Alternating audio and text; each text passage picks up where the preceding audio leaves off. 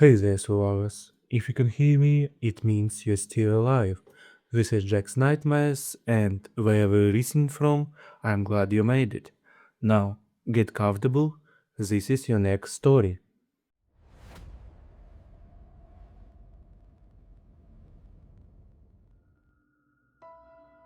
The train is stopped so hard the rail under my boots is still ticking when I climb down from the lead engine and look back along the consist. Dust is hanging low beside the wheels. The two transfer coaches on the rear are quiet for one long stretch, and that quiet does more to me than the stop did. Freight cars do not go quiet in a way that makes a man listen closer. Passenger cars do. I keep one hand on the grab iron, lean out, and wait for a second sound. It comes from the last third of the train. Glass rattles. Somebody yells once. Then the radio on my vest cracks with Perry Dunn saying my name and telling me not to cut him off. I hit the ballast, start walking, and answer him while I move. Perry is in the rear section with the transfer passengers, and his voice has lost the bored tone he carried all afternoon. He says one traveler in the second coach dropped into the aisle before the emergency stop. Two others tried to lift him. The man came up swinging, then bit a woman through her jacket sleeve. Perry says another passenger went down during the panic. He says Luis Barrera took the medical bag from the service car and pushed forward, then vanished somewhere between the second coach and the baggage end. I ask Perry if he pulled the emergency handle. He says no. Then I hear shouting behind him and something hard slamming into a wall panel. He says, "Hold on," and the radio goes to noise. Judith Klein is leaning out of the engineer's side window when I look back at the locomotives. She points at the radio clipped to my vest and makes a circling motion with one finger. Keep trying. I raise dispatch first and get a clipped reply buried in static. Emergency traffic only. Identify. Protect your movement. Report when able. Then that voice drops out too. This whole run has been thin from the start. Weak channels, half messages, road traffic bleeding into railroad frequencies. State police telling units to stage and wait, county voices arguing over hospital access. Nobody gave us a clear picture before we left the handoff point. They built this move fast and ugly. 2 locomotives, 6 freight cars, 1 empty spacer boxcar, then 2 transfer coaches and a service car on the tail. Freight crew on the head end, a contract attendant in the rear, a load nobody had time to organize right. I head back down the train with the red radio, a lantern, gloves, and a pry bar. I leave the cab chain bar in Judith's hands and tell her not to open up for anyone unless I knock the pattern we use in yards when a radio fails. She nods once and shuts the rear cab door. I move along the shadow side where the steel is not cooking through my gloves. Every few car lengths I stop and listen. The freight section sounds normal for a train in emergency. Air hissing off one connection. Brake shoes set hard. One wheel clicking as the metal cools. No voices. No movement outside. Nothing on the road beyond the right-of-way. No traffic dust in the distance. No headlights. This line can feel empty even on a good day. Right now it feels cut off. When I reach the spacer boxcar, the sound from the rear changes. I can hear people clear now. One woman is crying. One man is yelling for somebody to open up. Another voice is pounding out of rhythm against metal. I crouch by the rear end of the spacer and inspect the hose connection and angle cock before I look into any window. The glad hand is seated, but the gasket edge is leaking bad enough to spit dust off the ballast. The coach side brake rigging is set tight. I put 2 fingers on the air hose without getting under the joint and feel only a weak pulse. Whatever happened back there, the rear section is not charging back up on its own. I climb 1 step onto the spacer end platform and raise the mechanic's mirror I grabbed from the nose compartment. I use the mirror before I give the coach any clean shape to react to. First coach, forward half. 2 rows look empty. 1 duffel bag in the aisle. 1 shoe under a seat. Then the mirror catches motion near the inner door between the first and second coach. A body is on the floor at an angle with 1 arm trapped under the chest. I cannot tell if the man is dead or stunned. Past him, through the glass and the bad reflection, something moves fast across the second coach aisle and hits the side panel hard enough to shake the vestibule frame. I drop off the platform at once and cut the lantern. No point giving the rear a bright target. Perry comes back on the radio without warning, breathing hard. trying to keep his voice low and failing. He says the man who dropped earlier is not acting human anymore. I do not answer that part. I ask where Perry is. He says he locked himself in the rear service section for a minute, then lost the door when 2 passengers shoved past him trying to get out. He says one woman got dragged down in the gangway and he had to back off or go with her. He says Luis never came back. I ask if the first coach is clear. Perry says he does not know. He says somebody from the first coach is knocking from inside the restroom and using short calls, not screaming. Then he says somebody is at his door and the radio cuts out again under pounding. I stay where I am and think through the train instead of rushing the coach door. If I open blind and the first coach is compromised, I hand the rear a clean path toward the spacer and freight. If I climb in from the side and get trapped between vestibules, nobody pulls me back out. If I walk off this train into open desert with 2 bottles of water and fading light, I trade one bad problem for a slower one. Judith knows the same math from the cab. I call her and give the short version. Rear section unstable, brake continuity poor, first coach uncertain. One live voice reported from the restroom. She asks if I can see Perry. I tell her no. She asks if the line is blocked. I tell her not physically, but we are not moving the whole consist with the rear in this shape. She says, then we keep the head end secure and work from the outside. I move to the first coach side door and keep my body flat to the metal skin. The steps are down. The outer door is shut. The lower glass is streaked with hand marks and dust. I put the back of my glove against the panel first and wait.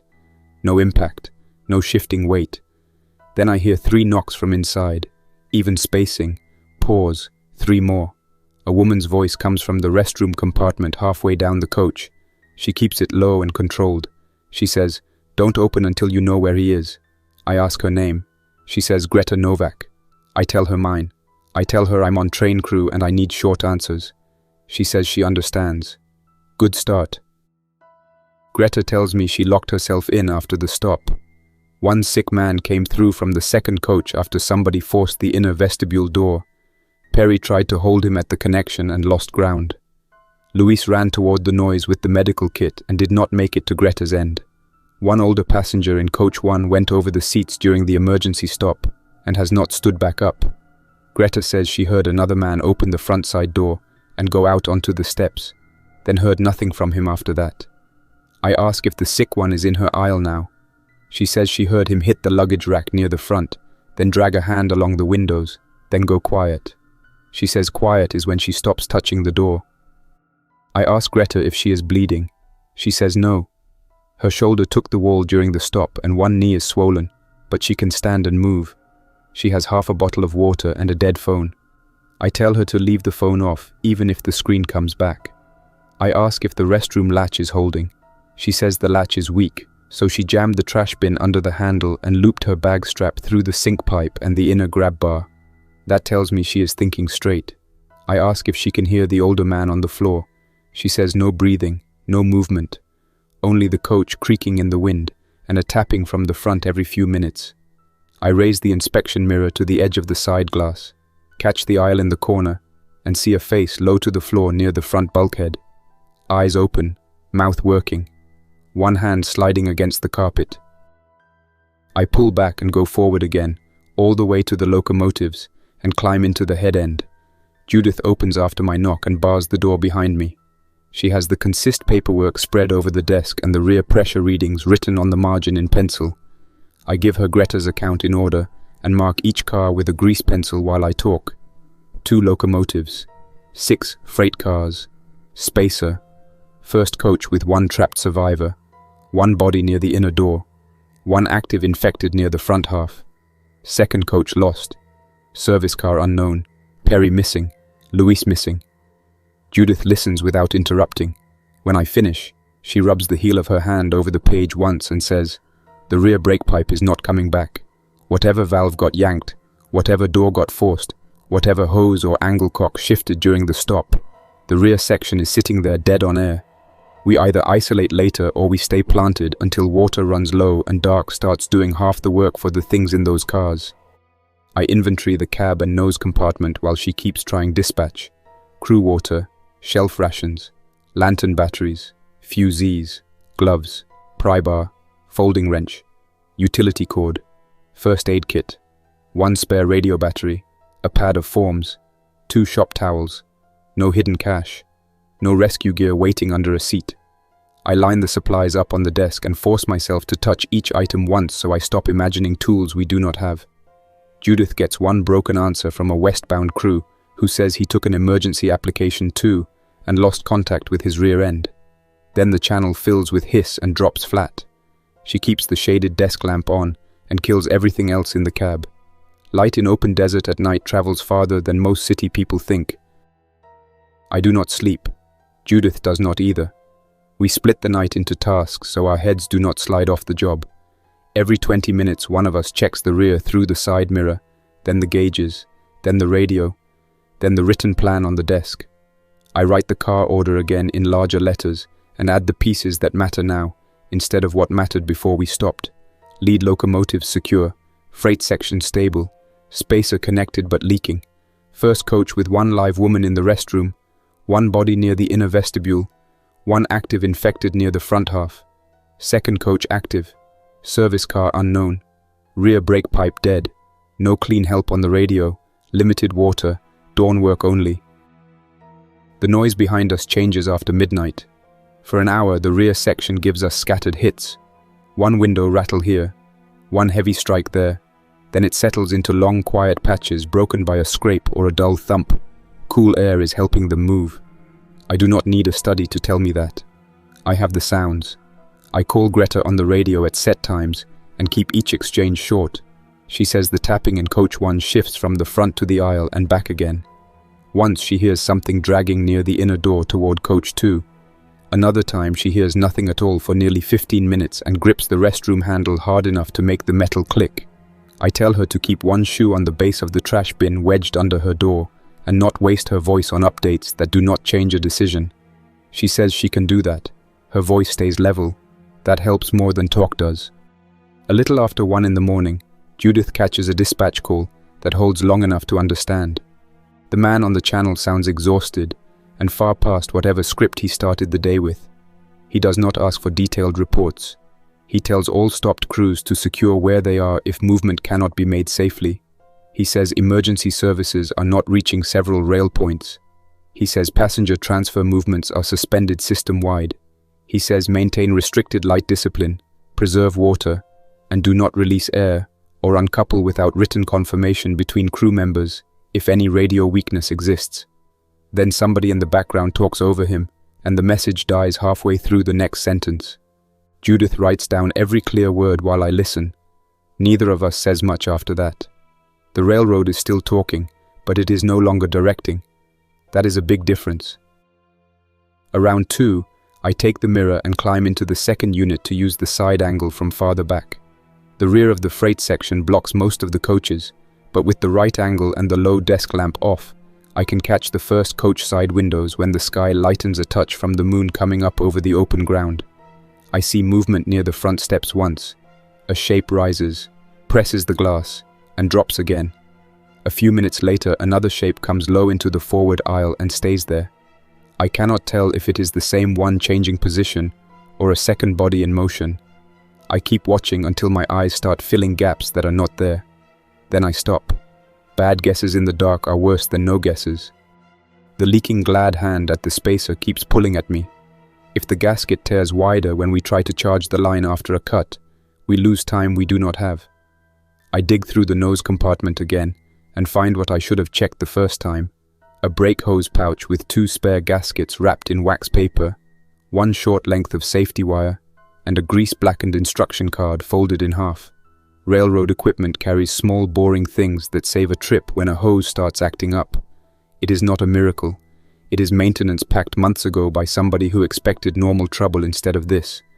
I set the pouch on the desk with the wrench and right gasket replacement under dawn tasks. At 3, something hits the side of coach 1, hard enough for Judith to flinch in her seat. The sound comes up the train body sharp and quick.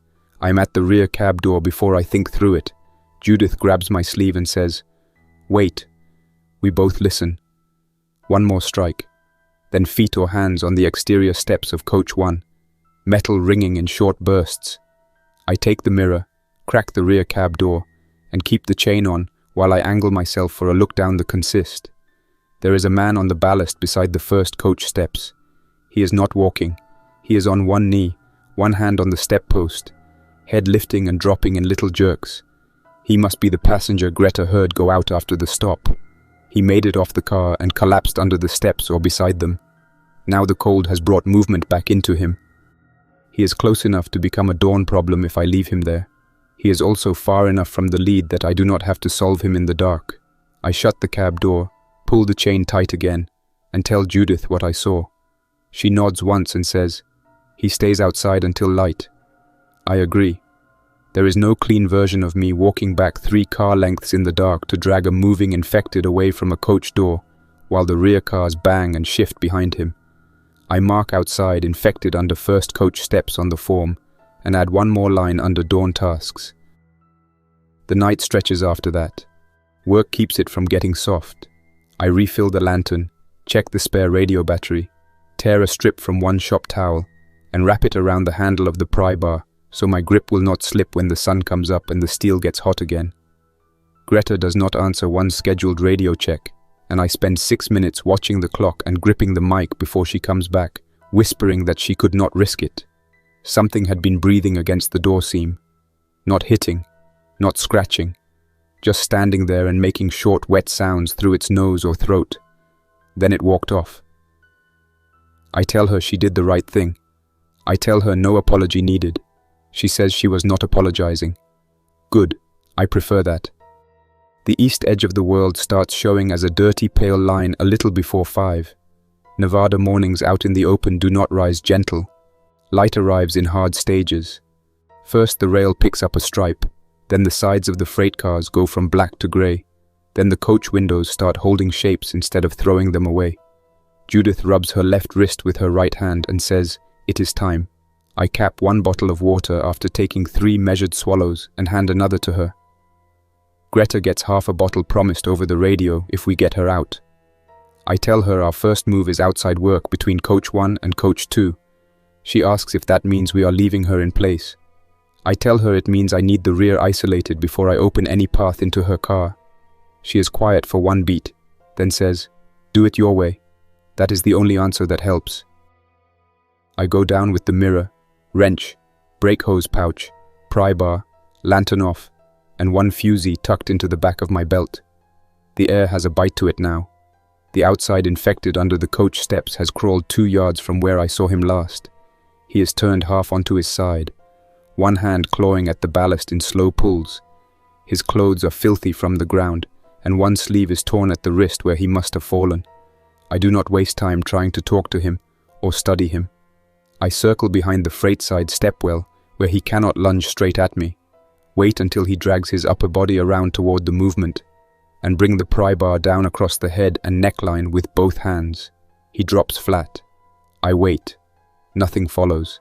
I strike once more, and then leave him where he is. I do not have room in my head to carry ceremony into this. The spacer connection comes first. I replace the leaking gasket at the rear glad hand, while Judith keeps the lead end isolated and the brakes pinned where they are. The old gasket peels out in 2 pieces. I scrape the seat with the edge of the wrench, wipe it with the shop towel strip, fit the spare, and reseat the glad hand. It is simple work when a train is calm and a man is not watching 2 dark coach windows at the same time. I safety wire the hose support where the clip looks loose and step back. Good enough for a recharge test later. Then I move to the first coach vestibule and use the mirror through the side glass. Morning light gives me more than the night did. The body near the inner vestibule door in Coach 1 is an older man in a tan work jacket with 1 shoe off and both legs twisted under the facing seats. He is not moving. The active infected Greta has been hearing is forward of him near the front half, standing bent over the left side seats with 1 shoulder pressed to the luggage rack. It turns when a loose sun reflection comes off the mirror, steps into the aisle, and hits the side glass with 1 hand. I move off angle before it gets a full shape on me. Beyond the inner vestibule glass toward Coach 2, I see 2 more figures. One is down low. One is standing and turning in short bursts, bumping the seat tops and the wall panel every few seconds. Coach 2 is no place I want my hand, my face, or my boot. The cut between coach 1 and coach 2 is ugly but workable. The bellows are still coupled tight. The air hoses hang under the gangway edge where I can reach from the side if I climb the end ladder and keep one foot planted right. The cut lever is stiff and half hidden by the diaphragm frame, though the linkage runs far enough to catch with the pry bar if Judith gives me the right slack. I talk it through with her over the radio before I touch anything. First, I close the rear angle cock on coach 1. Then I try to close the front angle cock on coach 2, if I can reach it without leaning into the gap. Then I get clear. Judith eases the lead ahead a hair to stretch slack. I pull the cut lever. If the knuckle opens, she eases farther and takes coach 1 away. If the lever binds, I get clear and we reset. No hero work, no second hand in the gap. I climb the side ladder of coach 1 rear platform and keep my body outside the line between the cars. The angle cock on coach 1 is where it should be. I swing it closed.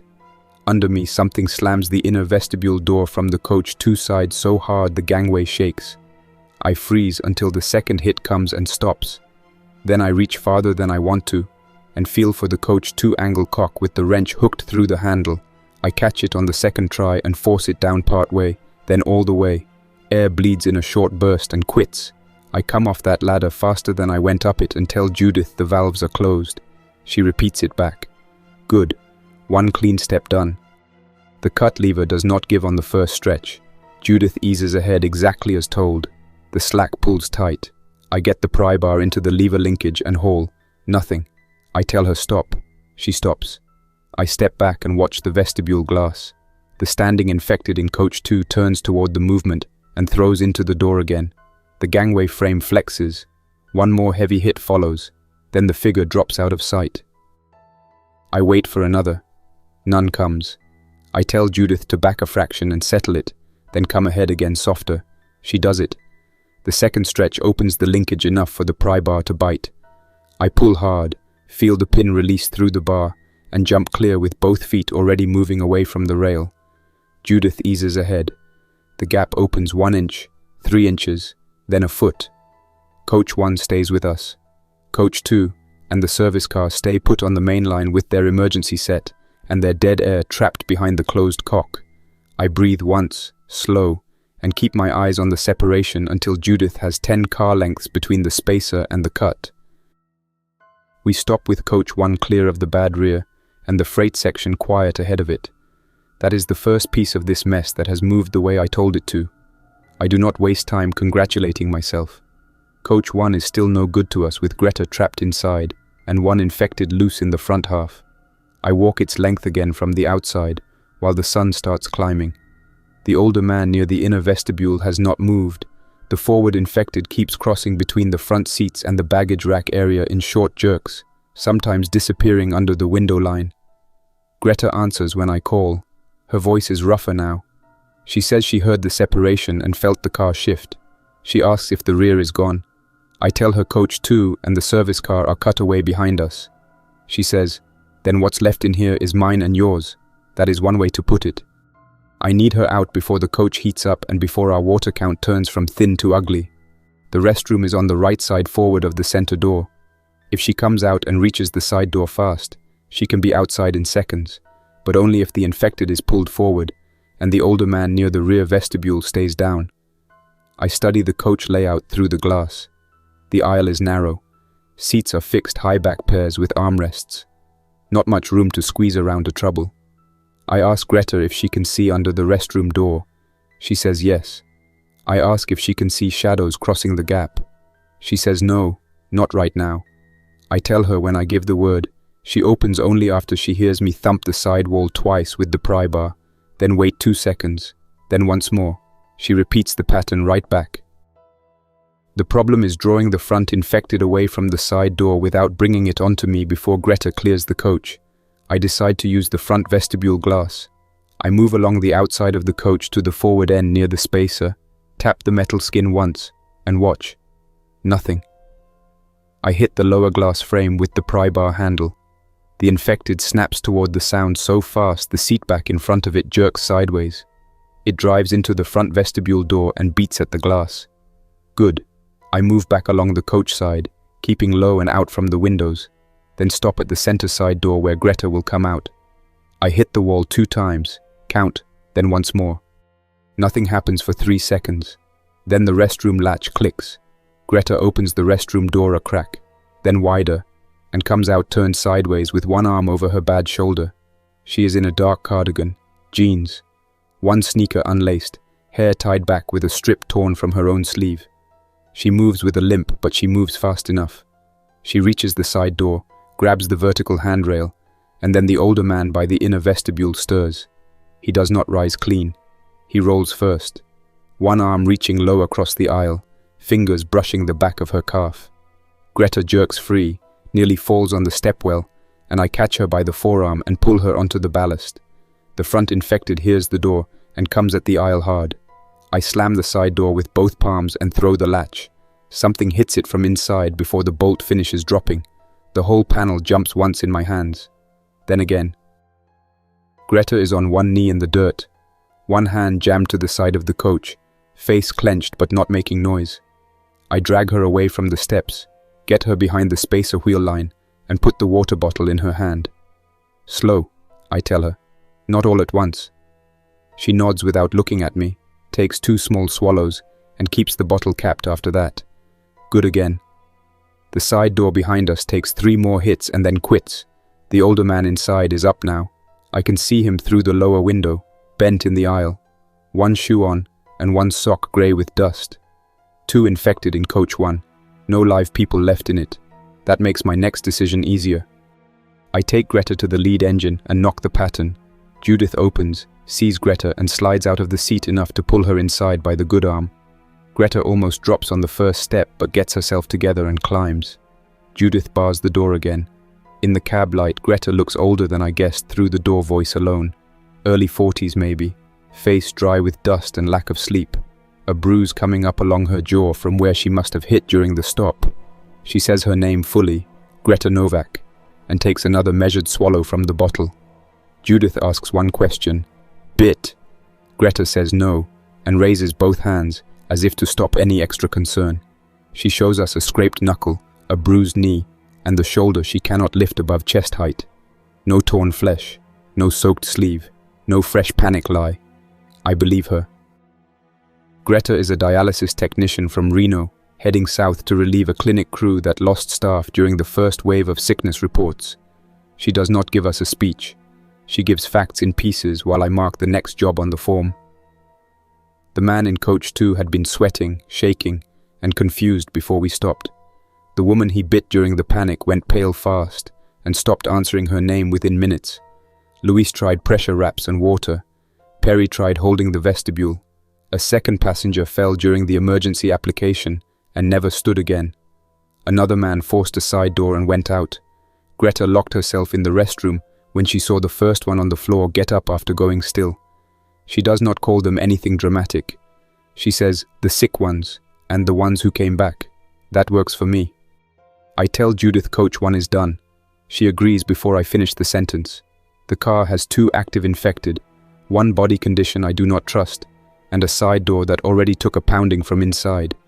No shelter value left, no supply value worth boarding for. Anything good in the coach can stay there. We need the head end clean and movable. That means a second cut, this time between the spacer and coach 1. Easier than the first one in terms of bad hands and bad faces behind glass. Harder in another way. If the brakes on coach 1 release after enough time, and we leave it standing loose with no handbrake set, it can drift on grade or roll foul if the line shifts. I do not want that. I also do not want to climb onto its rear platform, while 2 infected batter the side door 10 feet from my shoulder. Judith and I talk through the grade profile from the timetable and the track chart. We are on a mild rise with the rear falling away a fraction westward. Coach 1 is between us and the cut-off rear cars. If I leave its emergency set for now, and close the angle cock on its front end before cutting, it should sit where it is at least until the cylinders bleed down. That buys time, not forever. Enough to move the head end to somewhere safer and report the exact car positions if anybody is still able to track dead equipment. I do not like delayed problems, but I like them more than immediate ones. I go out again with fresh water tucked in the pouch and sweat already starting under my shirt from the rising heat. Coach 1 is louder now that the sun is on it, The side door Greta used is taking irregular blows. One of the infected is battering into the panel and then wandering off, then coming back. I stay clear of the windows and work the front end at the spacer. This cut is cleaner. Freight spacer to coach coupling. Exposed lever. No bellows. No trapped bodies leaning into the door line. I close the coach one front angle cock, confirm the spacer rear is already set right, and tell Judith to back a foot and settle it. Then, a head soft. The lever gives on the first full pull. I get clear. Judith eases ahead. The spacer walks away from coach 1. The gap opens. The coach remains planted on its set brakes. We stop with the locomotives, 6 freight cars, and the empty spacer clear and clean.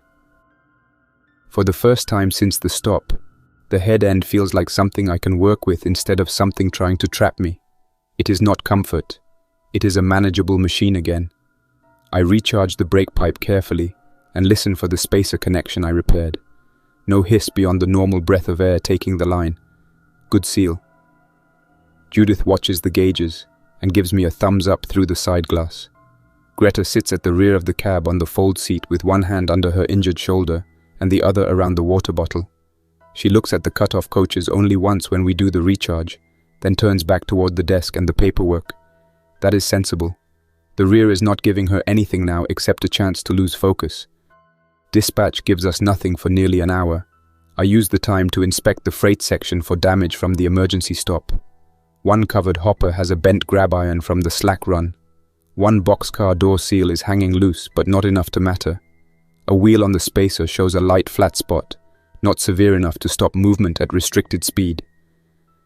Judith checks the locomotives from the walkway and comes back saying fuel is lower than she likes for sitting and inching around without a clear plan. We can move east to the maintenance siding at Eagle Draw if the line holds. 14 miles by timetable, less if the mileposts are honest, more if every signal wants a stop and crawl. There is a section shack there, a small fuel point for maintenance equipment, water drums for track crews, and a spur long enough to tuck clear. It is not a base. It is a better place than open mainline with dead coaches behind us. Greta asks if the water drums are drinkable. Judith says, not without checking the seals, and likely not without treatment if they have sat in the heat too long. Greta nods and does not argue. She asks if the section shack may have first aid or industrial saline. Maybe. She asks if we should go back for the service car supplies now that the head end can move. I say no before she finishes. Going back means rejoining the cut-off cars, or walking 2 dead coach lengths in rising heat to search a dark service car with unknown bodies in it. We leave what is behind us behind us. Greta stares at the desk for a second, then accepts it. Good. A man can work with people who do not chase sunk cost out into bad ground. The signal ahead is dark when we finally roll. Judith keeps the lead at restricted speed, one hand light on the controls, eyes moving from track to side mirror to gauge to track again. I sit in the other seat with the radio mic close and the track chart open across my knees. Greta rides behind us with the first aid kit loose at her feet and the spare water under the bench. The locomotives pull the 6 freight cars and the spacer east into flat open country, where the light gets hard by 9 in the morning. Every crossing is treated as occupied until proved otherwise. Every curve is taken as if a dead train might be waiting around it. We pass one ranch road where a pickup sits nose down in the ditch with both doors open and nobody near it. A few miles later, we pass a county truck parked crooked beside a signal hut. The driver's door is open. Tools are on the ground. No driver. The radio wakes twice on the run. Once from a crew north of us asking if anybody has medical at Silverwells. Nobody answers. Once from the same exhausted dispatch voice telling any movement without clear authority to proceed only to the nearest secure siding and hold. Judith keys up, gives our train symbol, our condition, our location, and our plan for Eagle Draw. The voice comes back after a long gap and says, "Proceed restricted, record your own times." That is all.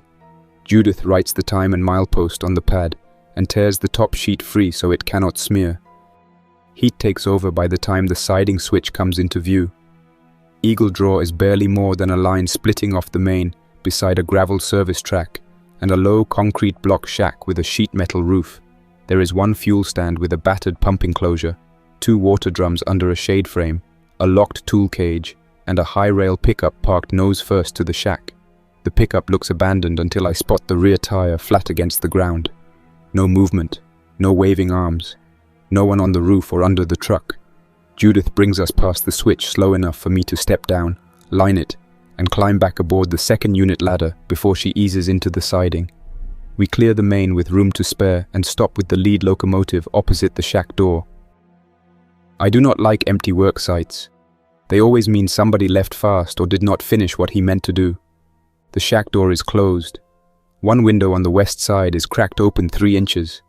The high rail pickup has a cooler in the bed, one wheel chalk under the rear tire, and a clipboard on the front seat.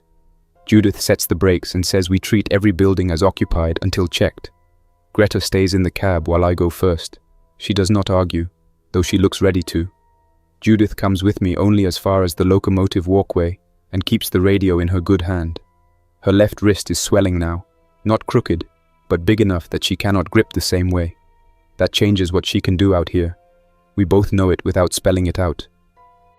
The shack smells hot and stale when I crack the door. I lead with the lantern low even in daylight so it fills corners without broadcasting into the windows. One room, metal desk, tool lockers, wall phone dead, 2 folding cots, water cooler empty, a shelf with first aid, gloves, flare packs, track flags, grease tubes, and a coffee tin full of spare shack keys. Nobody in the open, no movement. Then, I hear a soft bump from the restroom in the back corner. One bump, pause, another. I freeze where I am and let the sound settle in the room. Judith murmurs through the radio. "Back room?" I answer once. Greta keys in from the locomotive asking if we have company. I tell her stay put. The restroom door is shut. Something drags against it once from the inside. I do not open blind. The frame has a vent cut near the top. I step onto the desk chair, angle the inspection mirror through the vent slats, and catch a piece of a man's shoulder against the sink. He is in orange work pants, one boot off, face turned into the corner where the toilet and wall meet. The side of his neck is dark with dried blood. He is moving in short shifts, trying to rise and failing. Railroad maintenance, maybe. I come off the chair and tell Judith what I have. She says, "Tie it shut and leave it." Good. I loop utility cord through the door handle and the desk leg twice and cinch it with a square knot I can cut later if needed. No reason to spend energy on a locked room problem when I have fuel, water, and a train to stabilize. The fuel pump enclosure is dead when I hit the switch. No grid power, no generator hum. The good news is the storage tank has a manual hand pump on the far side under a padlocked cover. The bad news is the padlock is rusted half solid, and my left hand alone is not enough leverage with the bolt cutters hanging in the tool cage. And the tool cage keyring on the shack shelf has 20 tags, and none labeled clean enough to trust at a glance. Greta comes down from the cab with the first aid kit looped over one arm and asks before touching anything if I want her on keys or on water. I put her on keys. Judith sits on the walkway and keeps eyes on the service track and the open land, while flexing her swollen wrist and jawing down whatever pain is running through it. No extra words wasted there either. Greta finds the right key on the third ring. The tool cage gives us bolt cutters, a bigger adjustable wrench, and a small pry hook. I snap the lock on the pump cover, swing the metal plate back, and see the hand crank intact under a layer of dust. There is one fueling hose, stiff in the heat, long enough to reach the lead locomotive fill if we position right. Not elegant. Usable. Judith brings the lead ahead 6 feet after I signal and shuts down enough that we can work safely. I start cranking. Diesel comes slow at first, then steadier. Hand-pumping locomotive fuel is miserable work when the sun is climbing, and the crank handle wants to buck on every return. Judith tries to take a turn and makes 2 revolutions before her wrist forces her off it. Greta spells in next. She is not strong enough to keep it going long, but she gives me a minute at a time to shake out my arms and check the hose. We do not fill the tank. We take what we can in turns until the level moves enough to buy range and idle time, then switch to the second unit for a shorter top-up. I mark approximate gallons on the pad based on pump turns and the old chalked instruction panel on the tank.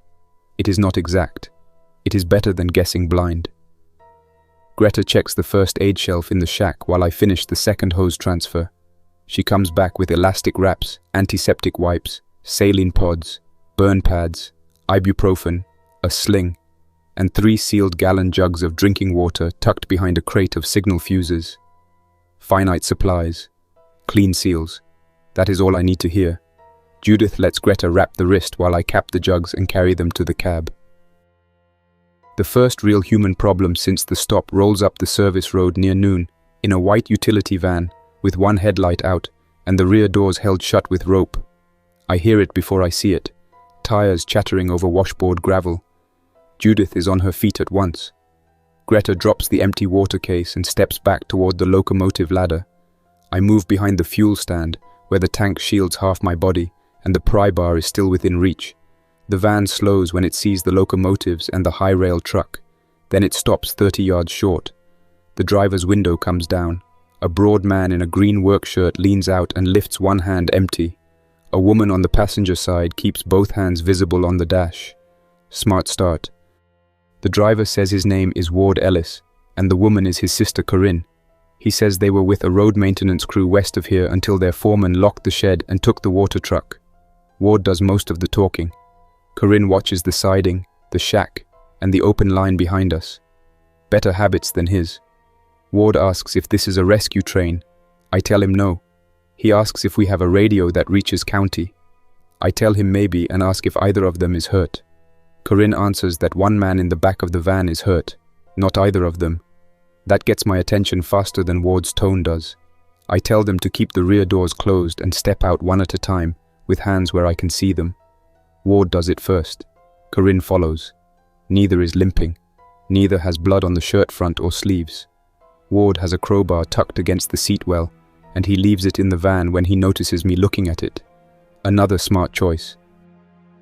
The man in the back is named Scott Mendez. Corinne says he cut his thigh on sheet metal at the road shed, then got feverish and confused after a man from another crew bit his arm in the scramble for the truck keys. She says Scott was talking 10 minutes ago, then stopped answering. Ward cuts in and says the bite barely broke skin, and Scott needs water and shade, not quarantine talk. That word from him, quarantine, tells me enough about what he has already seen or heard. Greta stays by the locomotive steps, listens to all of it, and says one sentence that keeps the whole scene on level ground. If he was bitten and he's confused, he stays in the van. Corinne nods at once.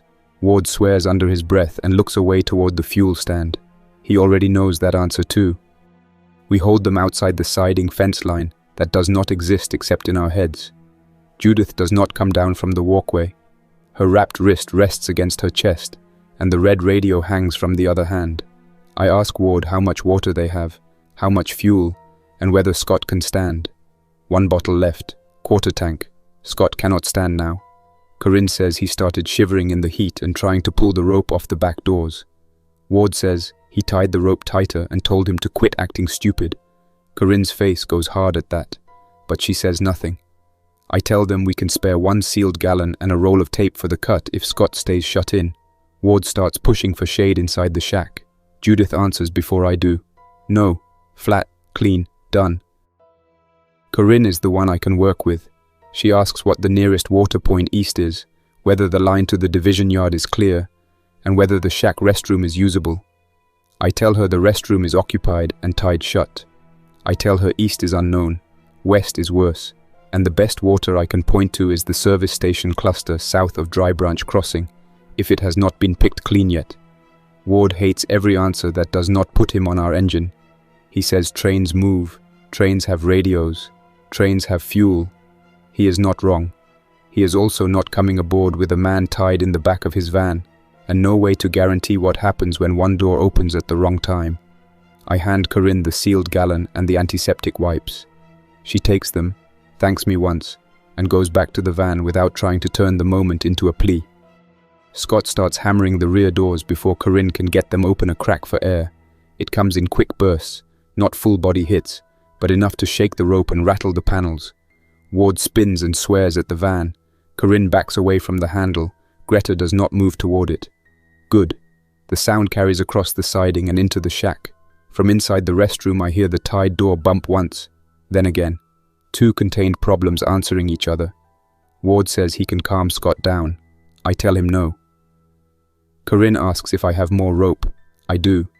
I bring the spare utility cord from the fuel stand and toss it short so she can pick it up herself. She loops it through the rear handles and tightens the doors a second time, while Scott keeps hitting from inside. Ward paces 3 steps out and 3 back, jaw working. I do not trust a man who keeps looking at the locomotive while his own sister ties his friend in. The radio saves us from the next argument. Dispatch comes through clearer than before. Maybe off a repeater that finally woke up, or maybe with less traffic clogging the channel. Same worn-out voice, new instruction. All crews able to secure independent water and fuel are to hold position until track conditions ahead can be confirmed. Reports of abandoned vehicles near multiple crossings east of Eagle Draw. One freight west of Dry Branch took a service break and has not checked in again. No relief crews available. Log names of any civilians taken under protection. That line hangs in the cab speaker after the rest drops. Civilians taken under protection. Not an order to take any. Not a ban either. Another mess handed down and left in our laps. Judith hears the same thing I do. She climbs down at last, cradling the wrapped wrist, and stands close enough that Ward stops pacing and pays attention. She tells him plain that we are holding the siding, not running a refugee shuttle, and no one boards until health status is clear and the chain of command exists again in something better than static. Ward starts to argue. Corinne shuts him down with one look that lands harder than any line of mine would. Then she asks if they can park by the far end of the service track, where the van gives them shade on one side and distance from the locomotives on the other. Judith looks at me. I measure the road, the van position, the shack, and the angle to the siding. Far end, I say. Back it in. Doors facing away from us. Ward does not like the condition. Corinne takes the wheel anyway. They back the van to the far gravel berm and shut it down. Scott keeps beating on the rear doors for another minute, then settles into intermittent thumps and low hoarse calls that do not form words anymore. Corinne takes the gallon of water and sits on the front bumper with her head down for a while. Ward keeps moving between the van and the old high-rail truck, looking into cabs, checking the empty cooler, scanning the siding with a sour expression that says he has already started ranking what belongs to him in a world with thin rules. Greta notices it too. She says to me while we stand by the fuel pump, "He's going to push for the train again." I tell her I know. Greta says, "His sister isn't the problem." I nod. That part is obvious. We spend the next 2 hours turning Eagle Draw into something we can live through one night in. I line the switch back to keep any unannounced movement from rolling into us. Judith writes our location, fuel status, car count, and crew names on the standard form, and tapes it inside the shack window, where any railroad hand would look first. Greta cleans the cab floor, organizes the water and food into one marked crate, and lays out the first aid shelf on the desk so nothing gets hunted for in the dark. I drag the tool cage closer to the shack wall and use it as a barrier under the side window.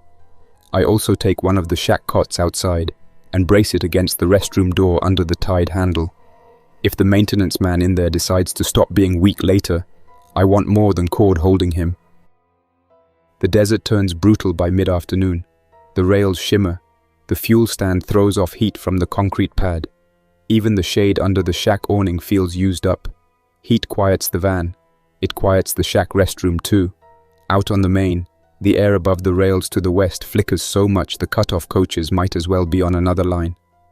Ward spends the hottest stretch asleep under the van, with one arm over his face. Corinne tears strips from a work shirt and wraps the van's rear door handles so the metal does not burn her hands when she checks the ropes. Greta sleeps in the second unit for 20 minutes with her bad shoulder propped on a folded jacket. Judith does not sleep. She sits at the desk in the shack with her wrist in the sling now and keeps trying the radio every half hour. I use the lull to walk the siding edge and look farther east with binoculars from the locomotive nose compartment. Dry wash, utility poles, one crossing mast in the distance, no moving vehicles, no smoke column, no people on the line. At the far edge of the service road, I find fresh tire marks that do not belong to Ward's van or the high rail truck. Narrower tread, likely a pickup, inbound and outbound. Could be from this morning, could be from yesterday. Hard to read in baked gravel. I come back and tell Judith. She adds it to the log, Every piece of this day is turning into paper now, even the parts nobody would have written down last week. Paper is how railroad people keep panic from turning into rumor. Late in the afternoon, Scott starts speaking again. At first it sounds almost normal through the van doors. 1 or 2 calls for water, Corinne's name once, Ward's name once.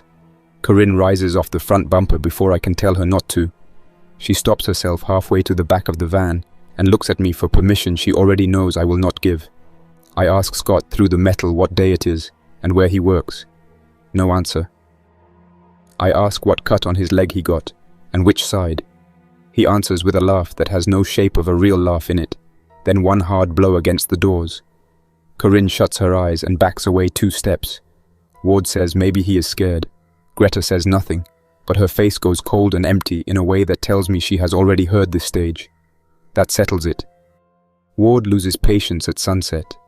He says we cannot expect him and his sister to sit beside the van all night while Scott tears himself up in the back. He says we have 2 locomotives, 6 freight cars, and enough room to lock him somewhere safer. I tell him I already cut loose 3 contaminated cars behind us, and I am not adding 1 infected man to clean equipment on a maybe.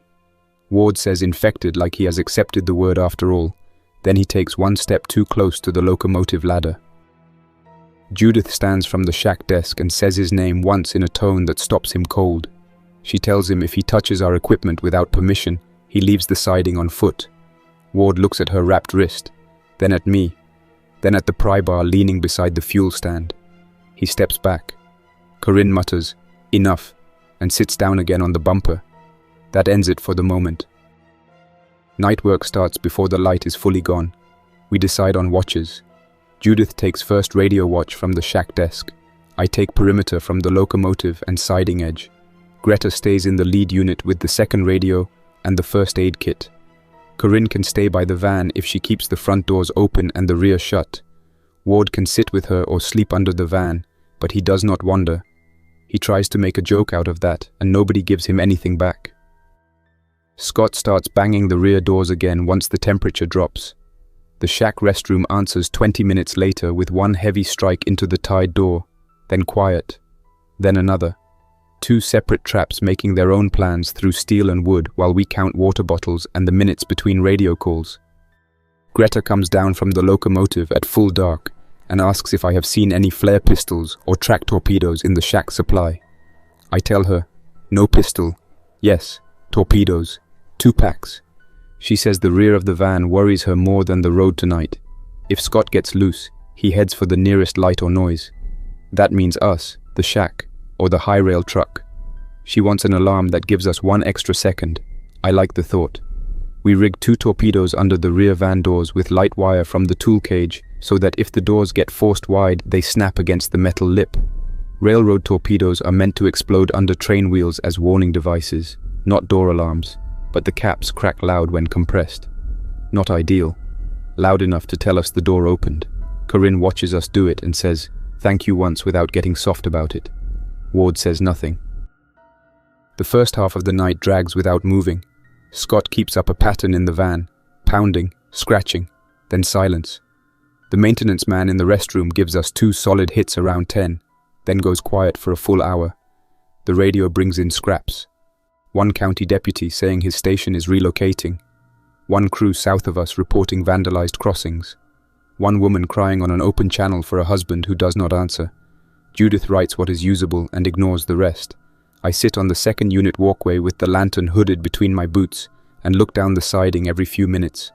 Corinne is a shape on the van bumper. Ward is under the vehicle, or was the last time I checked. Greta comes out with 3 crackers and half a ration bar and makes me eat them before my hands start doing stupid clumsy things with the radio clip. It goes bad at 11:14 by Judith's log. 1 crack from the torpedo wire at the van, then a second so fast behind it they blur together. Corinne shouts Ward's name.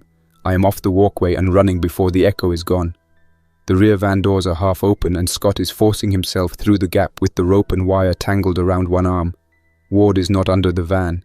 He is at the high rail truck, driver door open, trying to crank the engine. Corinne sees him and screams at him louder than she screamed for help.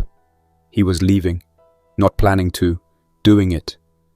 Scott spills out of the van on his knees and then rises toward the sound of the truck starter grinding. Everything compresses then.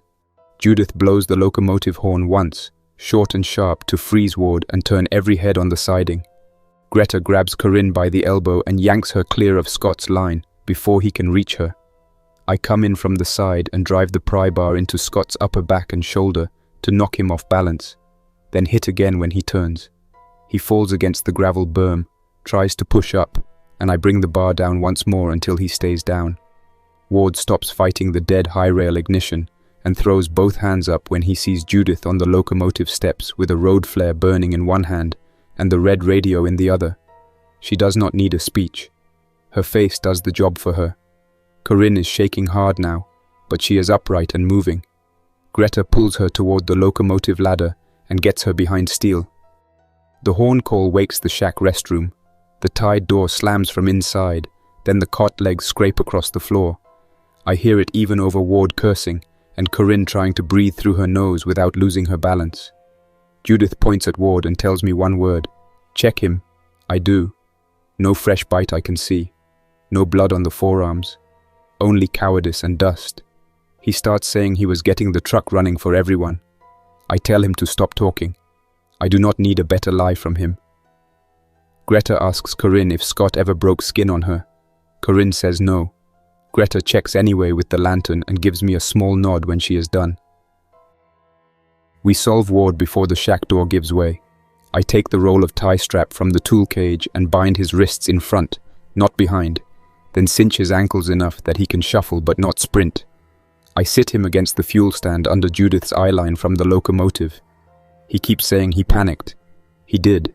He also tried to leave his sister and bring our only service truck between him and the road. Panic explains him. It does not excuse him. The shack restroom hits again. The top hinge starts pulling screws. I grab the bolt cutters, cut the utility cord instead of fighting it, and step clear with the pry bar ready. When the door opens, the maintenance man comes out bent low and slow at first, then drives faster when he catches the locomotive light. He is weaker than Scott was, half starved, half dried out. One arm stiff from the sink where he must have fallen onto it. I put him down in the doorway before he reaches the open yard, then drag him back into the shack with the pry bar hooked through his belt and shirt so I do not have to get close with my hands. Greta helps with the outer door, and I slam it shut behind us. The room smells awful now from the closed restroom heat and the man's clothes. There is a badge clipped to his pocket with the name Orrin Pike. I write it on the form tacked by the window before I forget it. Railroad men should not vanish without a line on paper if anyone can help it. After that, nobody tries to pretend the siding is anything but a holding pen made out of track equipment and habit. Ward is tied at the fuel stand until dawn. Corinne sits on the locomotive step with Greta beside her and says almost nothing. Judith keeps the flare bucket under the shack awning and does not take her eyes off Ward for long. I drag Scott's body away from the van and cover it with an old tarp from the high rail bed so Corinne does not have to stare at the shape all night. That is mercy enough. No one earns more than practical mercy out here. The rest of the night goes in ugly stretches. The radio spits more fragments than answers. A yardmaster east of us says his office is locked and his clerk went home 6 hours ago. A state unit asks if the main line crossing at Dry Branch is blocked by rail traffic or civilian vehicles. Judith answers what we know and nothing more. Greta cleans the scrape on my knuckles from the van door wire and tapes 2 fingers on my left hand, where the pry bar slid under sweat. Corinne asks if Scott looked peaceful when he stopped moving. Greta says he looked finished. That is honest enough. Ward hears it and starts crying once, quietly, then shuts it down when he realizes anyone noticed. Morning comes with dust wind out of the south, and a new problem on the radio. The freight east of Dry Branch finally checks in. 2 crew alive on the head end. 1 injured, line ahead blocked by civilian vehicles at the crossing. No clean route to road access. They ask if any railroad crew can reach them with first aid or water from the west side service roads. Judith and I look at each other across the shack desk.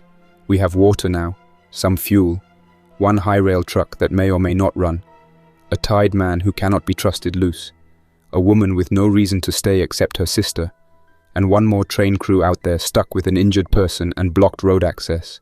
The day refuses to narrow down. It keeps opening more work. The high rail truck turns over on the third try once I swap the weak battery from the van and tighten one loose cable clamp. The truck idles rough but holds. Rail gear retract lever works. Fuel is half a tank. Tires hold except for the spare mount rusted through. Good enough for a service road push to Dry Branch and back if the road has not washed out. Judith wants to stay with the locomotives and the siding. Her wrist is worse today, and she cannot manage truck steering over washboard without making it useless. Greta says she can ride and work first aid if I need her. Corinne says she can guide the service roads east. Her crew used them 2 days in a row before the foreman cut loose. Ward starts promising anything at all if we untie him. Nobody answers him. I do not like taking the only extra hands off the siding, but another trapped crew with an injury turns into our problem fast if they start transmitting open distress on railroad channels. Noise draws people and trouble even when it does not draw the sick ones. Also, if Dry Branch is blocked by civilian wrecks, that tells me something I need to know before deciding whether this train ever moves east again. I work it through with Judith on paper. She stays at Eagle Draw with the locomotives, the shack, the radios, Ward tied but with water, and a written plan for what to do if I do not check in by set times. Greta rides in the high rail with me. Corinne comes too and sits in the back seat, hands visible, no arguments. She knows the roads. I need that more than I need to keep her here staring at her brother. Ward does not like being left. He can dislike it in the shade. We leave a little after 7 with 4 sealed water bottles, 2-gallon jugs, the first aid kit, 3 ration packs, 1 lantern, the pry bar, the bolt cutters, and the red radio. No firearm appears from nowhere. No perfect loadout.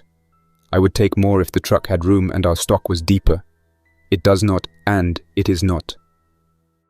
The service road runs east roughly parallel to the line, sometimes hugging the embankment, sometimes dropping away into scrub and hardpan. Greta wraps the shoulder belt under her bad arm and sets the first aid kit between her boots.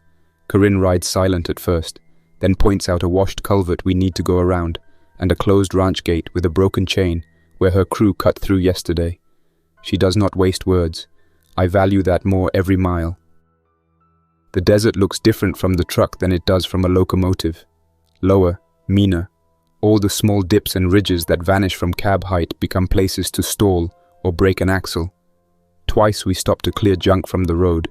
1 blown tire carcass. 1 length of fence wire. We also pass signs of fast collapse that the rail line hides. An abandoned school bus parked crooked by a dry wash with every door open. A state plow truck with the hazard bar still mounted and no one near it. 1 small campground where 3 travel trailers sit with awnings half out and chairs overturned in the dirt. No smoke from cook fires. No movement. Greta keeps looking and then forcing herself to stop. Field after field of empty space does no good if your head starts filling it with guesses. Dry Branch shows up first as a line of poles and 1 big tank from an old service station cluster near the crossing. Then, as the freight itself, stopped on the main with 3 locomotives and a long string of mixed cars behind it. The crossing is blocked by civilian vehicles the way the radio said, 2 pickups nose to nose, 1 sport utility vehicle angled across the far lane, and a flatbed trailer half jackknifed off the shoulder. The head-end crew has hung a red flag from the ladder and set a lantern in the shade under the front steps. Smart, quiet signal. I pull the high rail off the road and stop 50 yards short until I count heads. 2 men wave from the locomotive walkway. No one else visible. The conductor is Luther Ames, 50 or so, broad-shouldered, face cooked dark by years outside, shirt sleeve tied tight above a gash on his forearm that looks more blunt than torn. The engineer is Devon Pike, young, bloodshot, talk coming too fast from too little sleep. Luther hurt his arm when a passenger vehicle hit the crossing gate and a chunk of broken metal came back at him during the stop. Devon says they've been stuck since yesterday afternoon. They have water enough for another day if rationed. Their bigger issue is a brakeman in the 3rd unit with a crushed ankle from the emergency application throw inside the cab, and no way to carry him over the crossing mess without more hands. The brakeman's name is Elias Boone. He is conscious, feverish from pain and heat, and trying hard not to make it everyone else's problem. That tells me he is either decent or trained to keep quiet. Either way, I can work with him. Greta goes straight to Elias with the first aid kit and a gallon jug, while I walk the crossing with Luther and Corinne. The road vehicles are dead weight piled at bad angles.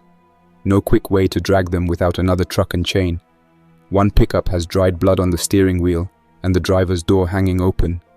Luther says the road backed up when the crossing arms came down. Then people started trying to cut around one another after somebody in the sport utility vehicle jumped out screaming.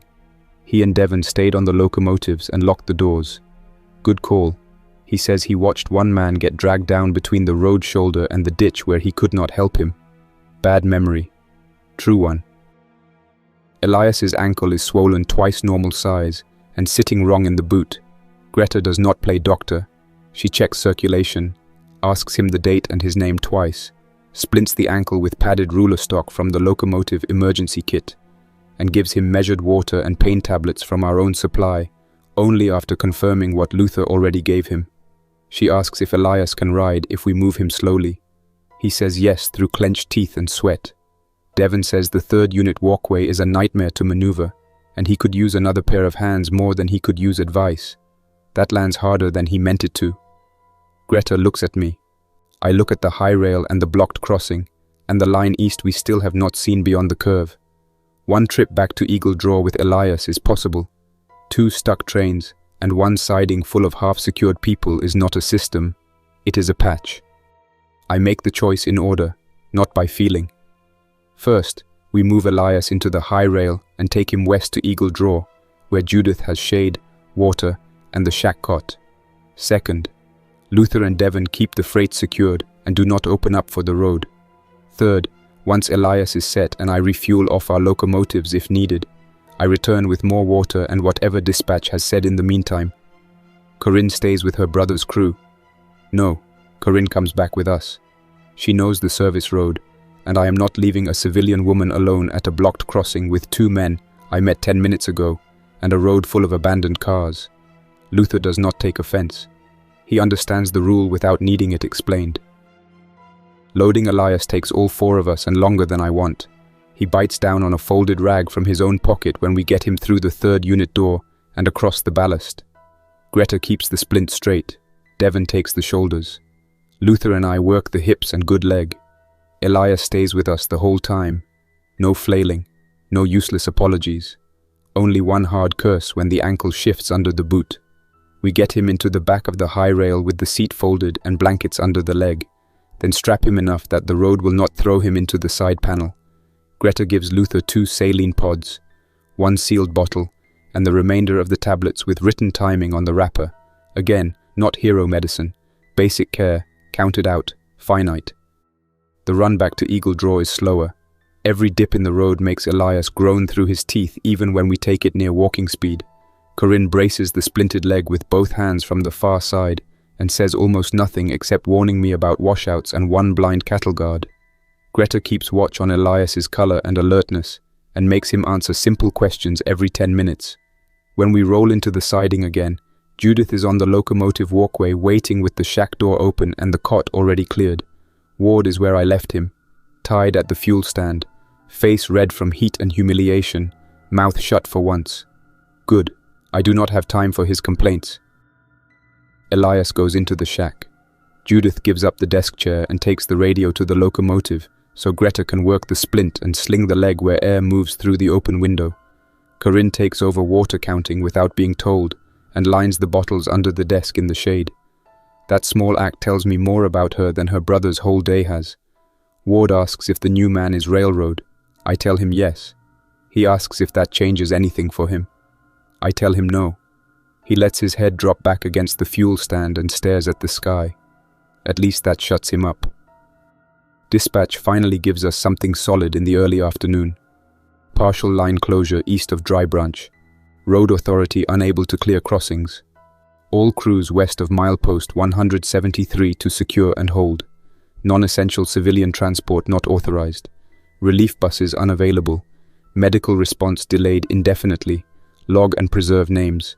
Await further orders. Judith writes every word, tears the sheet and hands it to me.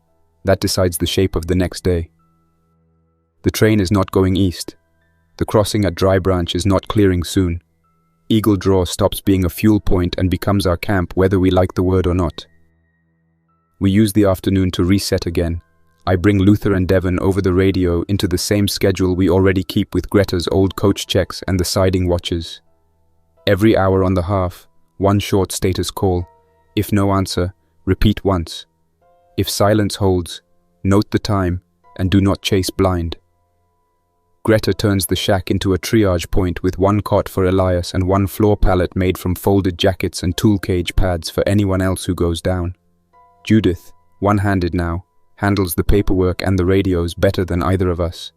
Corinne cooks nothing, asks for nothing, and scrubs the water cooler tank from the shack with soap and clean rags so we have one more container for sealed water transfers. Even Ward helps once I untie his ankles and keep his wrists bound in front. He hauls the empty fuel hose and coils it under the awning without being told twice. Fear has finally taught him economy. That night is quieter. No one in a van. No one in the shack restroom. No live coaches connected behind us. The quiet does not feel safe. It feels tired. I sit on the spacer end platform after dark with the radio and watch the Western Line, where the cut-off coaches sit far beyond sight. I know where they are from the chart and the milepost, not from any glow or sound. Judith joins me after Greta settles Elias and says her wrist may be cracked, but stable enough if she keeps it wrapped. She says that the same way she might discuss a traction motor reading. Then she asks if I would have cut the rear faster if Greta had not answered. I say yes. She nods like she expected it and says I would have done the same. That is the closest thing to comfort either of us gets. Morning of the third day starts with a dust storm pushing low from the south and a message from Luther that one of the abandoned road vehicles at Dry Branch rolled enough in the wind to open a path across half the crossing. Not enough to move his train. Enough that people may try to reach him from the east road now. That matters. We hold another quick conference in the shack, crew and civilian mix that would have been laughed out of any rulebook before this week.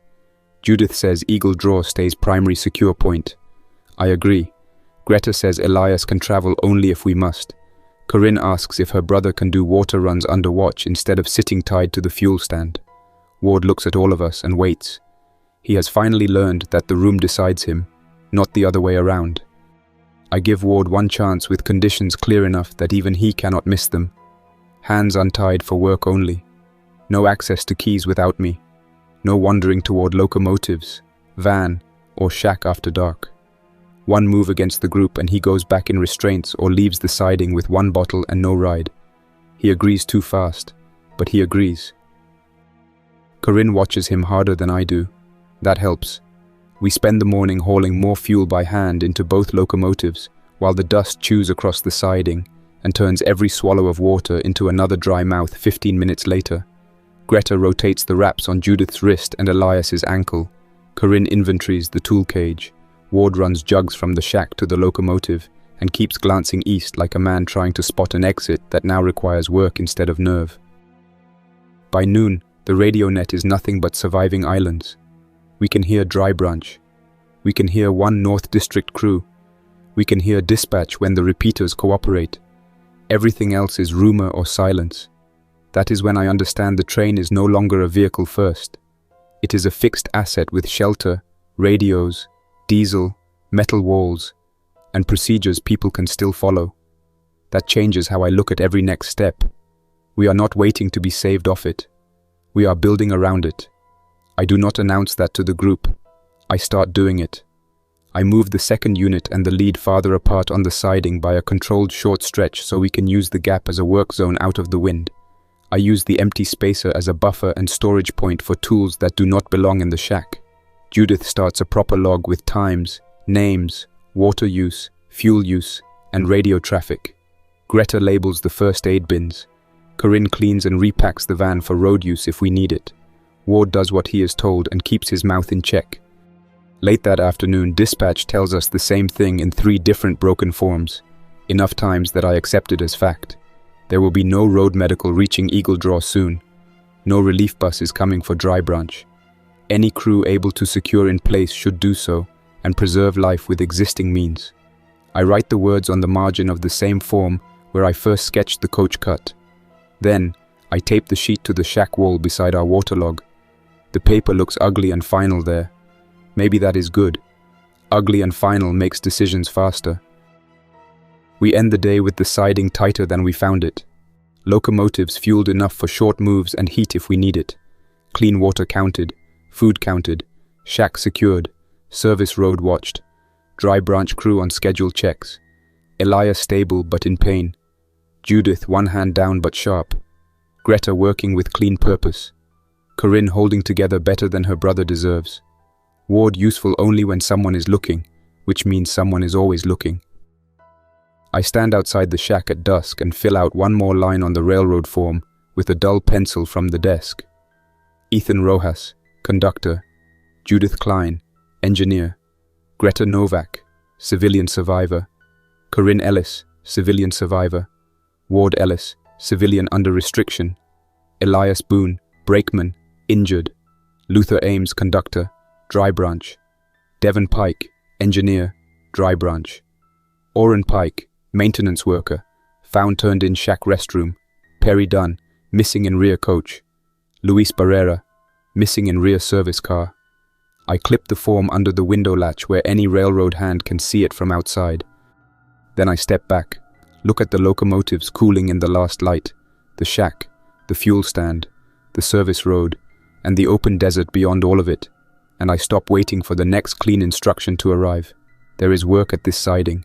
There is water to count, radio checks to make, one blocked crew to support, one train to preserve, and a line of dead equipment behind us that nobody is coming to solve today. That is enough for the night. And that's where we'll stop for now. Thanks for listening. Don't forget to like, subscribe, and tell me how the story hit you, what moments worked, what didn't, and what you'd want to hear next. And a big thank you to everyone supporting the channel. You keep this project alive. Until next time, Survivor. Jack's Nightmares, signing off.